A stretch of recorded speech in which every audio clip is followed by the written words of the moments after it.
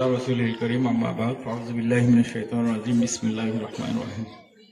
বাংলাদেশ জাতীয়তাবাদী দল বিএনপির কেন্দ্রীয় নির্দেশনা মোতাবেক আয়োজিত 7 নম্বর ওয়ার্ড কর্তৃক আজকের ইফতার মাহফিল ও আলোচনা সভার সম্মানিত সভাপতি, সম্মানিত প্রধান অতিথি, এই আশকরিয়া বাসীর কষ্টের ফসল আপনাদের প্রত্যক্ষ ভোটে নির্বাচিত জনপ্রতিনিধি বাঁশখালী পৌরসভার সাবেক সফল মেয়র আলহাজ কামরুল ইসলাম হুসাইনি, উপস্থিত বাঁশখালী পৌরসভা জাতীয়তাবাদী পরিবারের বিভিন্ন অঙ্গ সংগঠনের নেতৃবৃন্দ, অত্র এলাকার মুরব্বীগণ, সমবয়সী বন্ধুগণ, স্নেহ সম ভাইয়েরা, আসসালামু আলাইকুম ওয়া রাহমাতুল্লাহি ওয়া বারাকাতুহু। যেহেতু রমজান মাস উপলক্ষে আলোচনা, সেই হিসেবে রমজান মাস নিয়ে কয়েকটি কথা বলতে হয়। সূরা বাকারায় মহান আল্লাহ তাআলা ইরশাদ করেছেন, ইয়া আইয়ুহাল্লাযীনা আমানু কুতিবা আলাইকুমুস সিয়ামু কামা কুতিবা আলাল লাযীনা মিন ক্বাবলিকুম লাআল্লাকুম তাত্তাকুন। হে ঈমানদারগণ, তোমাদের প্রতি রোজাকে ফরজ করা হয়েছে যেমনি ভাবে তোমাদের পূর্ববর্তীদের উপর ফরজ করা হয়েছিল, যেন তোমরা মুত্তাকি হতে পারো। এবং হাদিসে কুদসিতে বলেছেন, আস-সাওমু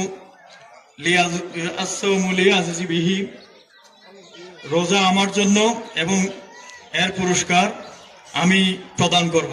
সুতরাং খালেস নিয়তে একমাত্র আল্লাহকে পাওয়ার জন্য, আল্লাহর বিধানকে মানার জন্য এই রমজান মাস হচ্ছে আমাদের জন্য অত্যন্ত গুরুত্বপূর্ণ, তাৎপর্যপূর্ণ।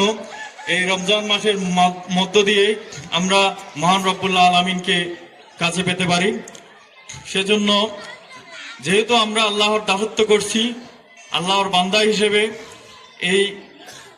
এই দেশে আমাদের আল্লাহর আরাধনা করা যেহেতু ফরজ, সুতরাং আল্লাহর প্রদত্ত পুরস্কার পাওয়ার জন্য এই রমজান মাস আমাদের কাছে অত্যন্ত গুরুত্বপূর্ণ।